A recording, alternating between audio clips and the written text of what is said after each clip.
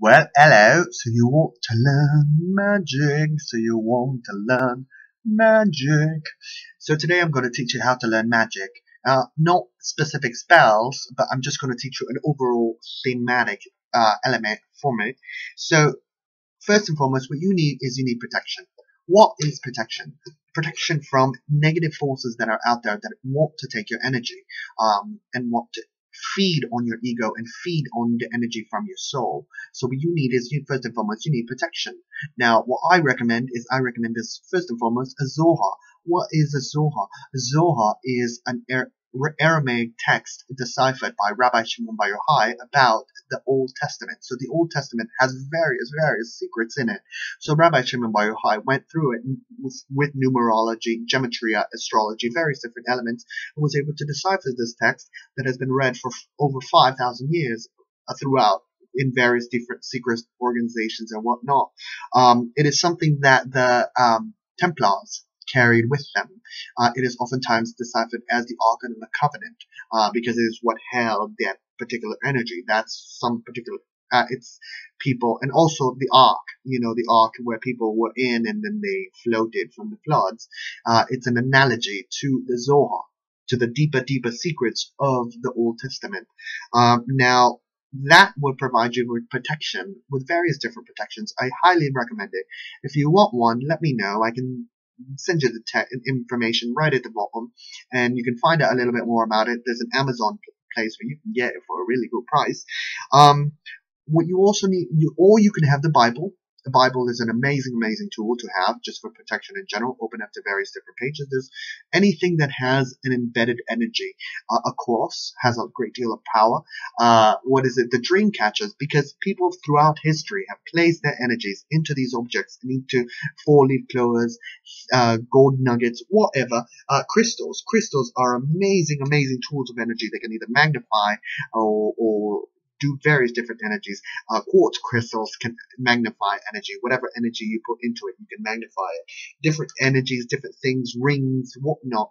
They all have different properties, and there's various different ways that you can use them in order to clean them if you've gotten them at a good will or whatnot, in order to clean off any residue energy and have it start fresh. Now, what you need to think about is that what goes around comes around. So when you are wishing things on people and when you're casting spells on people, know that you can sacrifice. Now, we've heard in the news, certain celebrities sacrificing animals and whatnot, for, certain things.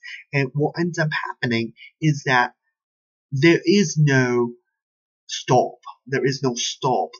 That particular energy, you are eventually going to have to sacrifice from yourself. So that's one thing that you really need to be aware of. Intention. What is your intention? Intention is something that oftentimes in magic people are talking about. What is your intention? Why do you intend to do this particular spell? And what is the result of it? Think about your actions. You're dealing with some very powerful forces that can sway you one way or the other. So if you do not have protection, and if you don't understand what goes around comes around, and if you're not really genuinely understanding your intention, you can get yourself into a great deal of trouble. Now, manager, the two different consciousness, manager versus the owner.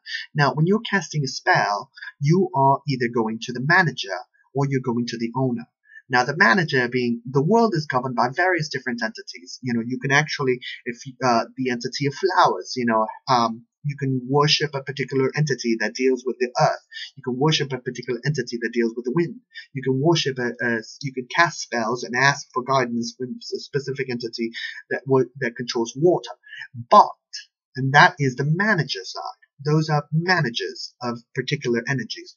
Or you can go to directly the source. In my personal understanding, is the light of the creator that controls all the other forces. And if you go to these minor forces, I think that you're also kind of insulting the genuine, and you're kind of saying that you do not have certainty in that true genuine connection to the light of the creator. That is my personal understanding, and that's how I deal with magic. So I go directly to the owner. I go, because sometimes the owner will be like, no, you can't do that. You can't do that. And so you have to kind of look back and you have to say to yourself, you're right, owner. Whereas the manager, various different forces are at play. So there can be a miscommunication of It's not an entirely genuinely true. It has intent. It's a whole different word. It's a whole. When you're dealing with managers, you're dealing with a whole different world and element. So those are the elements of magic. And oh, last thing, truly, genuinely high-level magicians do not need ashes, do not need crystals, do not need anything. They can just cast spells with their mind, with their thoughts, with their hands. Not even their hands. They don't even need hands. They don't even need to be in physical presence. There's a higher level. And you need to understand that you could be one of those amazing sages. The thing is that it leads from reincarnations and leads from whatever you were before or whatever power stored. So you, and I know some people out there that have that genuine power.